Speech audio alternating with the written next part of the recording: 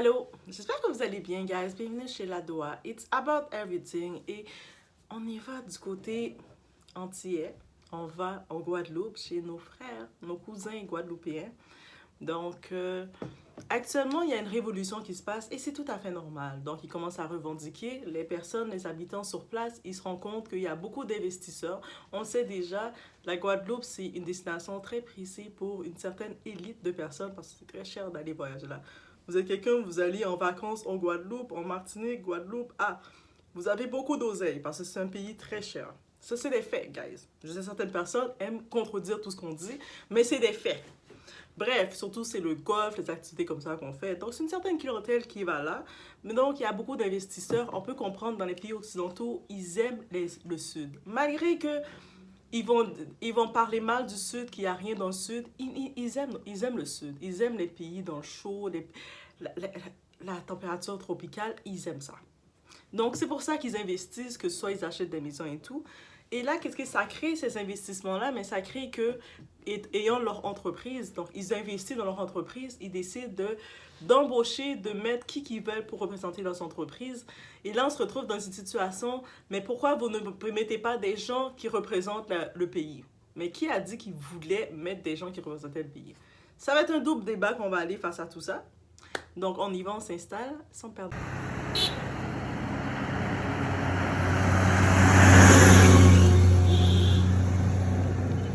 C'est bon, allez. Je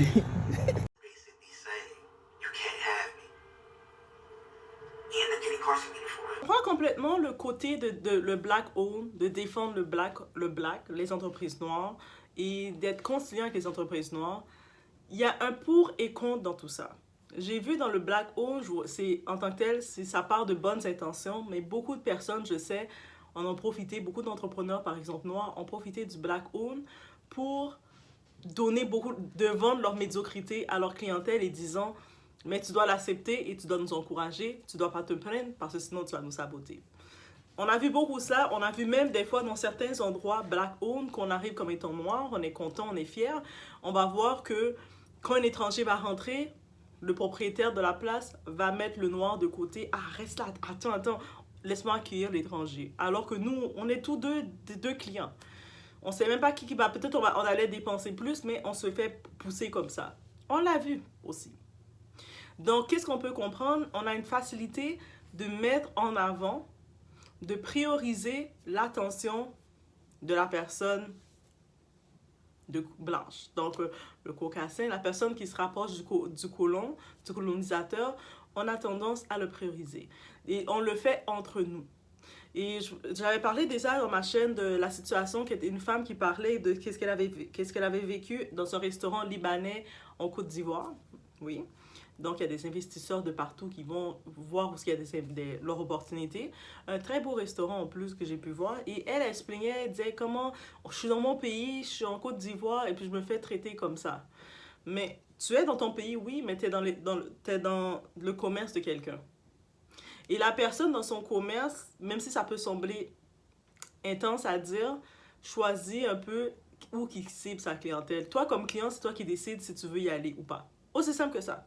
Et je sais qu'on a très facilement plus, même nous comme entrepreneurs noirs, qu'on arrive, on a une entreprise, on va plus souvent se mettre de côté. C'est-à-dire, quand je dis se mettre de côté, si je lance mon entreprise, honnêtement, est-ce que je me présenterais comme une femme noire et j'aurai autant de succès que si j'ai un associé porte-parole? C'est-à-dire, l'associé porte-parole, son rôle est juste là pour se présenter devant l'entreprise à ma place.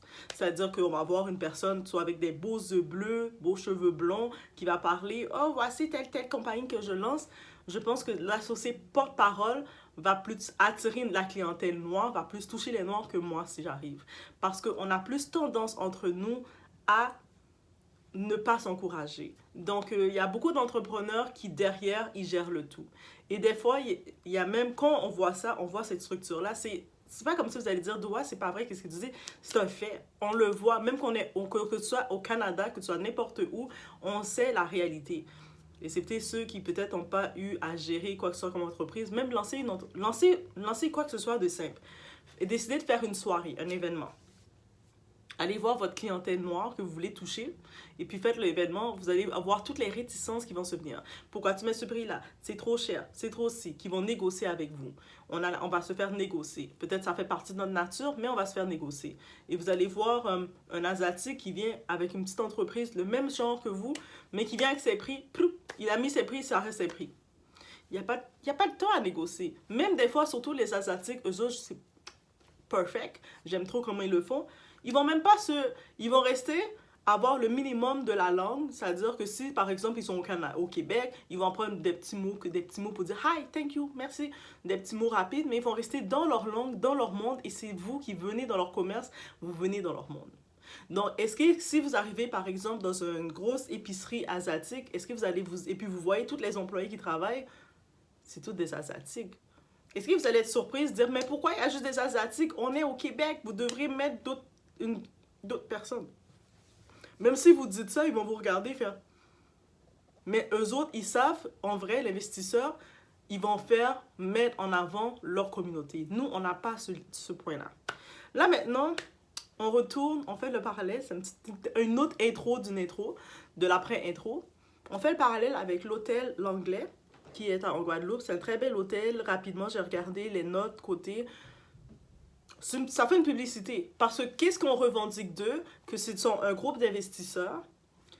On peut comprendre, c'est un groupe d'investisseurs français, si je me trompe, qui ont décidé d'investir dans un hôtel en Guadeloupe.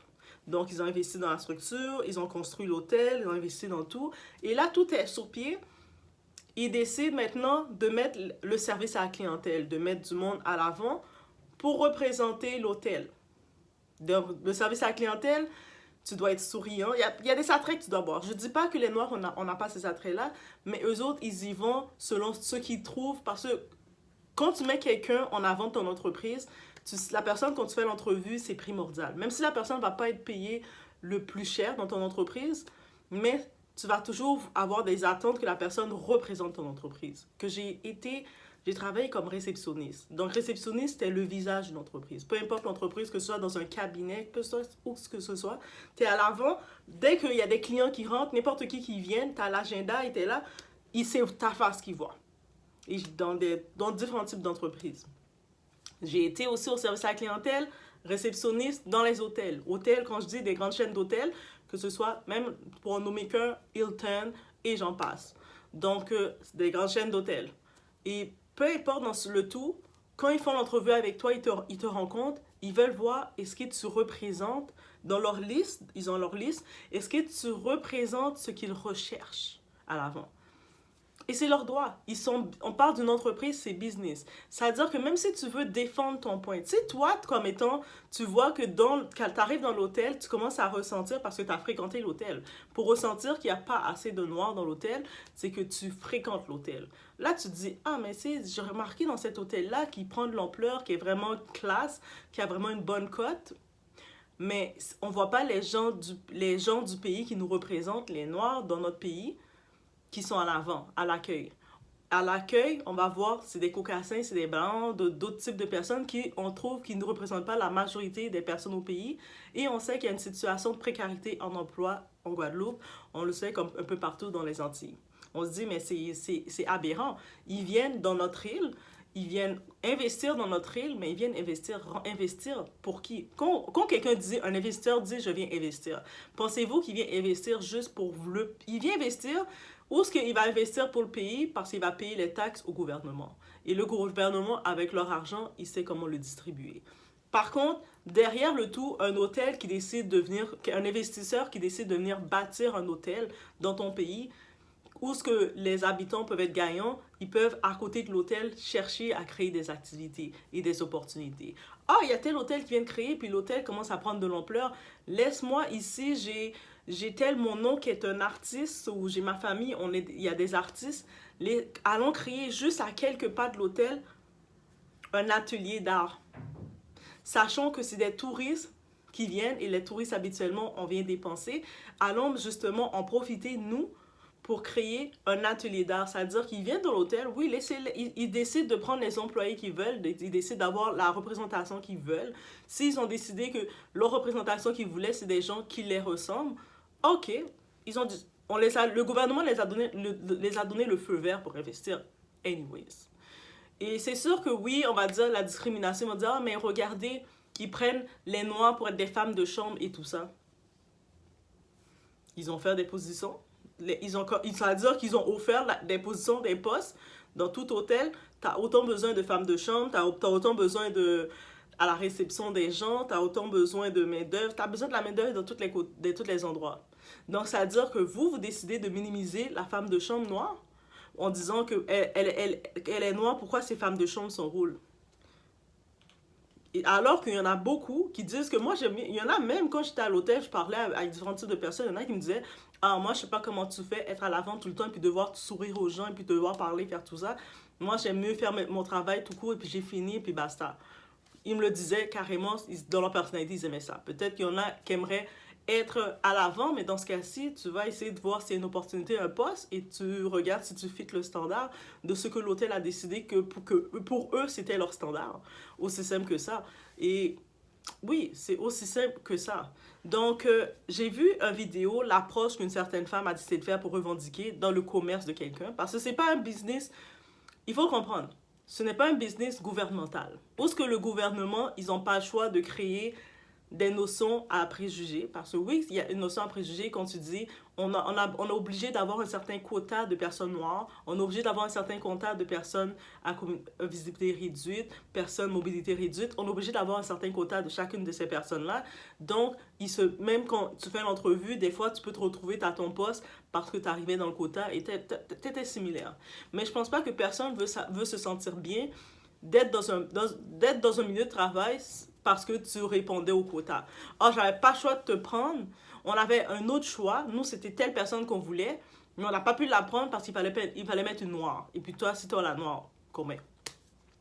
Je vous dis, si vous pensez que c'est mieux de mettre cette pression-là aux investisseurs, vous êtes dans l'erreur et vous allez le regretter. Ah, je vous dis, vous allez réellement le regretter. Parce que ça va être catastrophique. Ça va être catastrophique, ça va être vraiment le chaos. Vous êtes dans un endroit et vous voyez que le monde vous regarde du coin, sachant que you're there because of your color, your skin color, et pas parce que de ta capacité, pas parce que de ta compétence. Donc, ça veut dire que tu es juste réduit à ta couleur de peau. Est-ce que c'est vraiment un cadeau qu'on nous fait? Et donc, on a tellement le besoin de vouloir être accepté, le cadeau, que c'est n'importe comment. Et de venir dans son hôtel, ou de venir dans un lieu, une business, l'entreprise de quelqu'un, de commencer à crier « Ah, ils sont où les noirs? Pourquoi il n'y a pas de noirs? Pourquoi vous embauchez pas? » Et puis, les employés ils sont venus faire leur job, là. En vrai, les employés, ils sont venus faire leur job. Ils sont juste comme... Mais qu'est-ce qu'ils ont à être excités comme ça? Qu'est-ce que tu veux que je te fasse? Va me chercher le grand boss. Après, vous pensez vraiment les grands boss, ils se promènent? Des fois, ces grands investisseurs-là, ces grands boss-là, ils prennent leurs décisions à distance. C'est-à-dire, même souvent, ils font leurs entrevues à distance. À distance, que tu peux regarder, je me rappelle Club Med, tu fais l'entrevue à distance. Tu es là, à distance, tu fais ton entrevue avec ta caméra, ta webcam. Oui, ouais, ah ouais, c'est good, yes, ok, c'est bon. Et t'as un job à distance, ils t'envoient ton contrat et puis c'est bon. Donc, ça veut dire que vraiment, vous pensez que parce que vous avez réclamé que vous voulez voir des noirs qui vous servent, parce que vous avez ce complexe de sentir que si c'est pas un noir qui te sert quand tu viens payer un service, tu ne te sens pas bien. Mais ça, c'est undue. Donc, dans ce cas-ci, va dans un hôtel qui est construit black-owned seulement. Tu vas pas le faire. Pourquoi? Parce que c'est black-owned. Donc, tu vas quand même retourner dans l'endroit qui n'est pas black-owned, mais tu vas réclamer qu'ils mettent des noirs pour te servir. Make it make sense. Pour moi, là, je vais toujours dans le côté make it make sense. Et pour moi, c'est comme, il n'y a pas de sens dans tout ça. Prends le temps d'ajouter quelque chose. OK? Vous savez, on nous a tellement conditionnés que chez nous, que ce soit aux Antilles, en Afrique ou chez nous, même dans les pays latins, on nous a tellement conditionnés que chez nous, c'est pas bon. Que si tu veux réussir ta vie, tu dois aller dans un pays occidental. Que pour réussir notre vie, même si on vit mieux dans notre pays qu'on est né que dans le pays occidental, on va préférer tout laisser, vendre notre terre. C'est-à-dire que combien de gens, d'histoires que j'ai vu, des gens vendent leur terre à des prix dérisoires. Ils vendent leur terre pour prendre l'argent rapide. Ils vendent tout ce qu'ils ont pour avoir l'opportunité de tout essayer, de tout tenter aux États-Unis, au Canada, en France, en Belgique, en Suisse, peu importe où, name it. Ils prennent tout, ils vendent tout ce qu'ils avaient pour se retrouver et ils se retrouvent à peut-être galérer à travailler comme femme de chambre. Ils travaillent comme dans la sécurité. Ils sont en train de galérer de péchec en péchec alors que quand ils étaient dans leur maison, ils avaient leur maison qui les appartenait parce que on le sait la réalité. Quand c'est ta terre, tu construis ta maison, ça t'appartient. Le gouvernement ne peut pas décider, oh, t'as raté des paiements, on reprend ta maison. Donc, c'est ta maison. Donc, quand c'est ta maison, t'es dedans. Et puis là, maintenant, tu peux plus facilement, même tu peux être dans ta parcelle de maison, tu peux même être en location, être dans ta parcelle de maison et décider, ah, je vais arrondir mes fins de mois, je vais préparer des petites épices pour vendre. Ou je vais préparer des spaghettis dans mon coin, dans mon quartier. Il y a des jeunes qui sont toujours là, qui jouent, qui s'amusent. Le soir, ils restent longtemps et puis souvent, ils ont faim. Laisse-moi me lancer rapidement cette semaine. Je vais arrondir mes fins de mois. Je vais acheter 2-3 paquets de spaghettis en plus. Je vais préparer des spaghettis et je vais les vendre des plats à 10$ le plat. Et puis, je vais arrondir mes fins de mois. De toute façon, c'est le soir. Ils sont les jeunes. Des fois, ils ont un petit peu bu. Ils ont faim. Donc, ça me fait de l'argent. Dans notre pays, on sait qu'on peut le faire.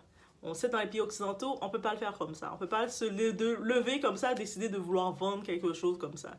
Donc, on sait, il y a les avantages qu'on a, mais on nous a tellement mis en tête que c'était médiocre. Par contre, on nous mettait en tête que c'est médiocre d'être chez nous. On laisse nos terres. Et puis, qu'est-ce qu'on réalise? Que ceux qui nous disent que c'est médiocre chez toi, tu sais, quelqu'un qui te dit c'est pas bon chez toi, où ce que t'es, c'est vraiment pas bon, c'est dégueulasse. Toi, tu t'en vas en te mettant en tête que c'est vrai, il a raison, c'est pas bon, je vais aller l'autre bord. Et tu vois, c'est cette même personne-là qui vient acheter des terres chez toi. Et c'est le phénomène qui est en Guadeloupe. En plus, Guadeloupe, c'est une colonie française, peu importe, ou même si c'est une colonie ou pas, peu importe où, que même en Haïti et tout. Je vais donner l'exemple même d'Haïti. C'est la même situation qui nous arrive. Donc, on voit des gens qui ont vendu leur terre familiale. Il y a des gens qui l'ont fait de façon méchante, c'est-à-dire que c'est la terre familiale, ça appartenait pas qu'à eux, mais ils ont décidé, ils avaient les papiers, ils l'ont vendu et puis ils ont sacrifié toute leur famille. Et là, ils se retrouvent à louer des petites chambres aux États-Unis parce qu'ils peuvent même pas louer un appartement complet, ils sont dans la grande misère et puis ils ont plus rien, ils vaut plus rien, ils vivent de péchec en péchec, ils essaient de faire semblant de montrer qu'ils ont une belle vie. Il y a des gens comme ça, le pourcentage est élevé. Et puis les terres familiales qu'ils ont vendues, vous savez quoi? Il y a des étrangers qui les achètent. Et c'est pour ça que le prix de nos terres a augmenté. Je sais qu'il y a ce phénomène comme ça en Côte d'Ivoire aussi qui vient, mais c'est un peu partout. Il y a beaucoup les étrangers qui viennent s'approprier nos terres. Et pourtant, ils nous disent que chez nous, c'est pas bon. Vous dites que chez nous, c'est pas bon, le pays le plus pauvre. Ah, ça, c'est le pays le plus pauvre, mais tu vas investir des millions. Quand on regarde au Cap-Haïtien, là, l'hôtel qu'il y a là, au Cap-Haïtien, il y a un hôtel où ils interdisent même aux locaux de venir dedans. Et puis, ils ont signé un contrat même avec le gouvernement, pour garder, c'est un groupe américain, pour garder cette terre-là, cet hôtel-là, comme toutes les terres de l'hôtel, pendant 99 ans. Donc, le contrat qu'ils ont pendant 99 ans, une location d'exclusivité sur ces terres. Donc, oui, ils ont construit un bel hôtel, oui, ils font leur commercialisation, leur marketing et tout, mais pendant 99 ans, c'est à eux. Et puis, ils interdisent aux locaux, donc aux Haïtiens d'y aller. C'est-à-dire, certains Haïtiens qui vont par voyage, si tu viens avec ton passeport, t'es vraiment un touriste, tu viens faire ton trip dans l'hôtel, c'est une chose, mais les Haïtiens, les locaux, ne peuvent pas se promener autour en pensant que c'est chez eux. Et c'est ça qu'ils commencent à faire. C'est-à-dire, vous pensez que ces investisseurs, quand ils viennent investir, surtout les investisseurs étrangers, vous pensez que réellement que quand ils viennent investir pour faire bénéficier la population générale. Oui, bien sûr, ils vont payer le gouvernement. Et les gouvernements, ils se remplissent les poches, ils acceptent le deal, ils n'ont rien à perdre. Ah, vas-y, tu peux le prendre. Et puis, il y a plein d'hôtels qui se construisent comme ça. Et puis, le peuple, entre nous, quand on a des investisseurs qui pourraient faire quelque chose réellement, c'est-à-dire que si, mettons, moi, j'arriverais, je dirais, ah, je vais faire un restaurant dans mon pays. Là, j'aurais plus l'intention de penser à embaucher mon peuple. Parce que je vais regarder du monde qui me ressemble. Je vais dire, ah ben oui, telle personne, je vois ses qualités, elle va être à l'avant, à l'accueil. Je vais chercher du monde qui me ressemble pour représenter mon entreprise, mon investissement. Mais est-ce que j'aurai du succès autant qu'un autre investisseur, un autre groupe étranger? Difficilement. Pourquoi? Parce que mon entreprise va plus avoir de risques de se faire saccager. Dès qu'il y a une révolution, il y a quelque chose, les premiers endroits qui viennent saccager, c'est les investisseurs qui sont accessibles à eux. Parce que les autres investisseurs, le top, le high top, ils les laissent tranquilles. Et on a beau se plaindre, par exemple, au Côte d'Ivoire, du restaurant libanais, oh, ils ont fait ci, ils font ça, mais qu'est-ce qu'on va faire? Qu'est-ce que vous allez faire? Rien. Vous les avez déjà donné le pouvoir parce que vous les avez déjà mis en haut. OK? Et c'est la même chose partout. Même si vous allez, ceux qui viennent dans l'hôtel dire pourquoi vous embauchez pas les Noirs? Mais amène ton CV. Amenez tous vos CV. Même si vous allez dire, maintenant ils vont manifester et dire pourquoi il n'y a pas des Noirs à l'accueil. Même s'ils vont dire aux femmes de chambre, allez appliquer pour être à l'accueil. OK, pas de problème. Envoie-moi ton CV, on va regarder tes compétences. Tes compétences pour être à l'accueil. Nous, notre clientèle, on a fait le marketing pour notre clientèle. On reçoit des personnes, des Français, des Anglais, de telle langue. Est-ce que tu parles une de ces langues-là? Je me débrouille. Mais là, ça dérange pas, je suis noire. Non. Surtout que c'est du monde. Surtout que le milieu, quand tu arrives dans des business, que tu sais que tu as dépensé de l'argent, est-ce que vraiment que à cause que tu es à l'avant, que tu es noir, que le monde va satisfaire de ça? Non. Au contraire, tu dois dorloter le client. Le client qui dépense, là, il dit « Mais là, ma couverture était mal mise ou j'ai pas reçu... Vous avez fait une erreur, vous n'avez pas changé ma serviette. » Ils sont en train de vous parler, là, et puis vous chauffer la tête. Ah, mais... Moi, je sais pas, je peux rien faire pour vous, mais regarde, je suis black. I'm black. C'est correct. Non. Donc, la couleur de peau ne définit pas si tu as la capacité de le faire. Je ne dis pas que les Noirs n'ont pas la capacité de le faire, mais je sais par expérience, que ce soit au Québec, j'ai vu des personnes autour de moi, plein de gens qui ne voulaient pas aller appliquer dans telle compagnie, tel endroit, parce qu'ils se disaient « Ah, mais c'est sûr qu'il n'y a pas beaucoup de Noirs là-dedans. » Mais c'est sûr qu'il n'y a pas beaucoup de Noirs dedans si les Noirs ne vont pas appliquer. Aussi simple que ça. Si tu ne vas pas appliquer dans une compagnie, déjà parce que tu te mets des restrictions qu'il ne va pas avoir beaucoup de Noirs, mais déjà, ben... leur choix est limité. C'est-à-dire que si eux autres, c'est le temps de choisir, ils reçoivent 200 CV, 200 demandes d'offres d'emploi qui veulent travailler pour eux, offrir leurs services. Dans les 200, il y en a à peu près une dizaine, c'est des Noirs. Est-ce que ça veut dire qu'ils sont tous qualifiés pour ce que eux autres demandent? Ou sinon, ils doivent te qualifier, ils doivent décider, oh, je vais la prendre. Elle n'est pas qualifiée, elle était plus qualifiée, mais je vais la prendre parce qu'elle est noire, j'ai pas le choix, je suis en Guadeloupe. Non! Mais c'est ça qu'il faut regarder. Et puis aussi, d'y aller... Non, moi, tout était wrong. L'approche était wrong. Je sais, certaines personnes vont dire « Ah, mais non, c'est normal, ils doivent crier. » Mais c'est pas dans la business de quelqu'un qui investit que tu vas aller crier. De la même façon, on va retourner la question. Vous êtes là. Vous êtes, par exemple, en France, ou peu importe la ville que vous êtes dans un pays occidental. Vous êtes au Canada, vous êtes aux États-Unis, vous décidez d'ouvrir votre commerce. Vous avez investi. Vous ouvrez votre commerce, vous êtes trop fiers de vous, trop content. Félicitations, je le souhaite déjà pour vous. Vous ouvrez votre commerce. Là, c'est le moment de déléguer, de mettre des personnes dans la position que vous voulez les prendre. Vous avez déjà une idée de qui que vous voulez mettre, là. Vous avez déjà regardé dans votre réseau qui que vous allez mettre. Et là, vous voyez entrer dans votre commerce un groupe d'individus, de blancs qui rentrent, ils commencent à crier parce qu'ils sont fâchés, parce qu'ils ne voient pas assez de blancs dans votre commerce. Pourquoi il n'y a pas de blancs dans le commerce? On est au Québec, pourquoi vous ne mettez pas des blancs? Vous n'allez pas dire, mais c'est quoi leur problème à eux? Allez me chercher votre boss, parce que moi, je veux voir des blancs dans le commerce, je vois juste des noirs. Et vous êtes comme, mais j'ai fait une offre d'emploi. Et j'ai reçu les CV que j'ai reçus. Ah, mais pourquoi comme vous mettez les noirs pour être femme de chambre? Pourquoi les noirs, vous les mettez pas à l'avant? Mais c'est pas des pions non plus. Les femmes de chambre que vous avez vues, dites-les de laisser le poste de femme de chambre et de venir appliquer à l'avant. De venir appliquer à l'avant. Si elles ont les compétences et elles s'appliquent, on voit leur CV que oui, pour être à l'avant, il ne faut pas juste sourire, il faut connaître le logiciel des réservations d'hôtellerie. sais, comme il y a deux types de logiciels, est-ce qu'elles, ou si elles ne le connaissent pas, est-ce qu'elles ont une familiarité pour l'apprendre? La plupart d'entre nous, c'est aussi simple que ça, est-ce qu'ils l'apprennent?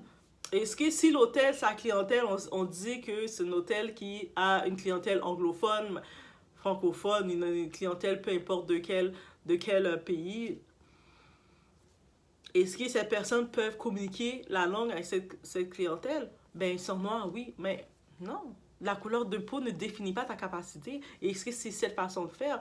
Par contre, oui, vous pouvez sensibiliser les gens à n'ayez pas peur d'aller appliquer pour ces postes-là. Vous arrivez, vous voyez qu'un groupe d'investisseurs vient construire un commerce dans ton vient construire peu importe le commerce dans ton pays. Au lieu de juste vouloir chercher le poste comme pour balayer ce poste-là, si tu sens que c'est pas à ton niveau, va appliquer pour les postes. Si tu sais que tu as le niveau comptabilité, va appliquer. Tu veux aller à la caisse, applique comme caissière. De toute façon, caissière, ils vont te former quand même. Applique. Amène ton CV. Tu viens avec ton CV, tu viens devant eux, tu les montres que oui, je suis venue, je suis disponible pour travailler tel temps et comme caissière, j'ai vu votre entreprise m'intéresse et je me vois là-dedans et puis tu viens appliquer, tu fais des candidatures spontanées. Si maintenant tu peux confirmer, dire ah mais là, même si on applique, ils nous ignorent, ils brûlent nos CV, ils veulent pas de nous. Ça, c'est notre histoire. OK, là, on peut y aller. Même à ça, est-ce que si on allait faire du bruit puis on commençait à réclamer quelque chose, revendiquer quelque chose, tu revendiques au gouvernement. Tu ne revendiques pas aux investisseurs. Les investisseurs, ils ont vu une opportunité, ils ont de l'argent et puis ils ont fait qu'est-ce qu'ils ont fait. Aussi simple que ça. Tu peux peut-être faire des boycotts en disant mais moi je vais pas mettre mon argent là parce que ça représente pas ce que j'ai pas ma représentation là. Fais ton boycott. Va donc encourager un hôtel où il y a ta représentation. Aussi simple que ça. Tu vas voir, il y a un hôtel, tu vas regarder. Ah, cet hôtel-là, je trouve qu'il y a ma représentation. Quand j'arrive ici, ah, je me sens représentée, mais je vais aller dans cet hôtel-là. Et c'est simple, tu y vas. Mais est-ce que tu vas aller crier sur les employés, les réclamer? Tu sais, quand des fois, tu es dans une compagnie, puis la personne te parle du grand boss, ou des fois, c'est le porte-parole du grand boss, il commence à dire, ah, moi, je connais tel. Mais tu peux le connaître, c'est beau. Moi, on m'a quand même donné qu'est-ce que je dois faire. Donc, c'est tout. Je fais qu'est-ce que je dois faire, j'ai fini, mon boulot est terminé, bye bye. Mais c'est ça. Encore une fois, c'est créer un faux débat, une distraction de qu'est-ce qui est réellement le problème. Le réel problème qu'on doit dire, c'est pourquoi il arrive il y a beaucoup plus d'investisseurs étrangers qui viennent prendre l'argent, faire du succès dans un pays qu'on dit qui a une précarité d'emploi. Pourquoi les investisseurs, ils viennent investir dans des pays qu'on dit qui sont les plus pauvres au monde, ou qui sont dans les plus pauvres, qui ont beaucoup de précarité, qui ont beaucoup de taux de violence. Quand j'entends, ils disent ça, par exemple, je vais retourner sur Haïti, le pays le plus pauvre, le plus violent, il y a l'insécurité, il y a tout. Mais de jour en jour, j'entends des groupes d'investisseurs qui font des acquisitions dans des lieux. Et puis dans quelques années de ça, je ne serais pas surprise de voir une nouvelle vague se faire parce que c'est comme ils vident un peu le pays. Allez-y, je vous donne des visas, je vous donne des opportunités. Allez aux États-Unis, allez-y. Vous pouvez aller aux États-Unis. Nous, de toute façon, on vient dans notre petit sud tranquille, on a notre maison, on vient bâtir. Allez-y, débarrassez. Et puis vous voyez qu'il y a déjà des quartiers, ils commencent à former leur quartier. Il y a des quartiers quand tu arrives, c'est des quartiers, tu vois, des quartiers Louis Vuitton, tu vois, les quartiers. Mais quand tu regardes dans ces quartiers-là, tu te promènes, tu as même le sentiment de te dire, est-ce que je suis en Haïti? Ou est-ce que je suis où? Je suis vraiment en Haïti? Je suis dans le quadrilatère de Milan? Je suis où? Tellement que tu t'es dépaysé. Ils sont en train de se reconstruire sur les terres qu'ils disent dangereuses. C'est-à-dire que c'est à vous de réaliser. Si tu n'aimes pas chez toi, si toi tu décides de prendre pour acquis chez toi, c'est comme la même façon que certaines personnes, j'en entends souvent, des gens qui sont dans leur pays, comme étant qu'ils sont en Haïti, qui ont étudié, qui sont ici, mais qui décident, qui vont dire « Ah, de toute façon, je peux rien faire dans le pays, il n'y a aucune opportunité. Moi, ma seule ambition, c'est peut-être d'aller dans un pays occidental, aux États-Unis, Canada, et puis de là, je vais pouvoir démarrer ma vie, je vais avoir du succès, la vie va être belle. » Mais dans ce pays-là, il n'y a aucun espoir, le gouvernement, il fait rien. C'est comme si, en disant ça, ils disent que dans les pays occidentaux, c'est le gouvernement qui vous donne de l'emploi. Dans les pays occidentaux, quand tu arrives, le gouvernement te prend et fait « Hé, viens! Tiens! » Comme si c'était aussi facile que ça. Donc, ces personnes-là, ils ont give up, ils ont abandonné leur terre, ils sont déjà en train de fantasmer sur les autres pays occidentaux. Mais par contre, quand ils fantasment sur les pays occidentaux, mais ils sont tous sensibles, par exemple, pour quand ils voient que quelqu'un d'autre fantasme sur leur pays qu'ils rejettent. Attends, tu craches sur le pays, ton pays d'origine, pour l'autre pays, mais tu es sensible quand tu vois d'autres personnes, ils ont des projets sur ton pays. Ce que tu veux pas, mais quelques autres vont le vouloir. La poubelle de quelqu'un est le trésor d'un autre. Pour toi, ton pays d'origine, c'est une poubelle. Il n'y a pas d'espoir, il n'y a pas de possibilité. Même si tu as tes diplômes, tu peux dire, OK, peut-être tu ne peux pas travailler directement dans ton diplôme que tu as étudié, mais dans les pays occidentaux, c'est ça qui... Hey, on lève les mains, c'est ça qui nous arrive continuellement. Combien de fois qu'on a changé de vocation, là, on a étudié telle chose, ah, ça ne marche pas, on étudie ça, on change tout le temps continuellement. On est une roue tournante de formation. Mais... eux autres, ils vont se dire, ah, il n'y a pas d'opportunité, ils vont rester là. De toute façon, moi, tout ce que je veux, c'est partir ailleurs, c'est là que ma vie va commencer. Et puis, ils se mettent ça en tête, mais ils sont très sensibles quand ils voient des investisseurs viennent profiter de ça. Ils vont venir créer des hôtels, ils vont le mettre exclusif à leur image. Ils vont dire, mais c'est chez moi. Comment ça, ils viennent chez moi faire ça? Mais c'est pas chez toi, t'as craché chez toi, tu t'occupes pas de chez toi, tu laisses ta maison en détérioration, tu vas t'étonner, quelqu'un va venir bâtir ta maison, va venir rebâtir la maison, la reconstruire. Tu avais tes terres familiales, tu l'as vendu à un prix dérisoire, après tu vas t'étonner, quelqu'un avec ces terres-là, il avait une opportunité, il a créé un gros bâtiment. Le monde va juste vouloir la facilité. Oh non, sur la route, c'est là qu'il y a plus d'argent parce qu'il y avait une personne qui a créé sa business au bord de la route et les autres ont suivi. Oh, c'est là qu'il y a l'opportunité. Mais ils vont pas vouloir rentrer au fond du quartier, venir construire parce qu'ils vont dire, oh non, il n'y a pas d'opportunité là, il n'y a personne qui va là. Mais il n'y a personne qui va là parce que personne n'a créé. Quelqu'un décide d'aller créer quelque chose là, d'attirer le monde. Crois-moi, le monde va venir. Mais le monde, on n'a pas cette ambition de le faire chez nous, mais on a tous les rêves américains. On a tous les rêves au Canada. En France, je vais être ici. Ah, en France, je vais être à côté d'Emmanuel Macron. On va boire notre thé ensemble. Non, c'est en Angleterre qui boit le thé. Mais on va boire notre vin ensemble. Aux États-Unis, je vais donner la main, je vais check avec Biden ou Trump. On va check ensemble. Bref, on a toutes des ambitions ailleurs, mais on rejette chez nous. Et par contre, on veut avoir quand même le dernier mot pour ce qui se passe avec les investisseurs. Non, les investisseurs, ils viennent investir, ils font ce qu'ils veulent. S'ils ont décidé qu'à l'avant, qu'ils voulaient tel type de personne, who are you to tell them no? Qui es-tu pour décider que quelqu'un vient investir, créer son hôtel, toi tu te dis non, tu dois mettre telle personne? Why? Pourquoi je dois t'écouter? Toi, va en France. Va t'amuser en France. Va jouer, va travailler là en France, laisse-moi tranquille, je gère comme je veux. Fais ta propre entreprise et tu vas embaucher le monde que tu veux. Et il faut le comprendre. C'est une dure réalité, mais il faut le comprendre. Et on a beau crier des injustices, mais c'est pas juste. Pourquoi Non, mais ils ont investi. C'est leur argent. De la même façon, ça serait ton entreprise, ça serait le sens inverse, mais on le comprend pas. Donc, c'était mon point de vue sur le tout. Et de crier, de les voir la dame qui crie, qui est offusquée et tout. Bah, elle est offusquée, ça c'est un faux. Encore une fois, c'est une fausse guerre, un faux débat. Même le grand patron, il a fini de faire sa partie de golf. Et puis sûrement un de ses associés a appelé pour dire, oh, il y a quelques gens de la population là, ils sont offusqués parce qu'il n'y a pas de noir à l'avant. Des quoi? Laisse tomber. Et c'est tout. Vous pensez vraiment qu'ils vont s'offusquer pour ça? Ils ont fini d'investir tout leur argent et puis maintenant c'est vous qui allez les dire quoi faire. Et puis même quand ils regardent leur pourcentage de chiffre d'affaires, même s'ils sont sur le terre parce qu'ils aiment le climat, ils ont vu des avantages, ils sont en amour avec la destination, mais peut-être qu'ils sont pas en amour avec notre culture. Ils sont en amour avec notre culture. Je dirais pas qu'ils sont pas en amour avec notre culture, mais ça serait comme un mélange de tout ça. Il y a des choses que j'aime, il y a des choses que j'aime pas. Et ce que j'aime, je vais le garder. Ce que j'aime pas, je vais pas le garder. Donc, ils vont mettre des chefs cuisiniers pour faire la culture, la cuisine gastronomique. Voici, ça c'est un déjeuner typique du pays. Ils vont faire des petites choses comme ça, mais ils vont rester dans leur représentation de se sentir à l'aise. Aussi simple que ça. Donc, maintenant, c'est nous à savoir qu'est-ce qu'on doit faire.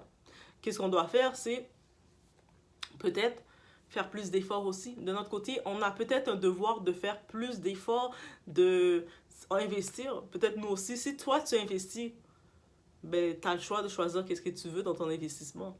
La même chose pour eux. C'était mon point de vue sur ce. Faites attention à vous et ne vous laissez pas prendre dans ces faux débats de demander, de réclamer quelque chose que sommes-nous réellement légitimes à réclamer?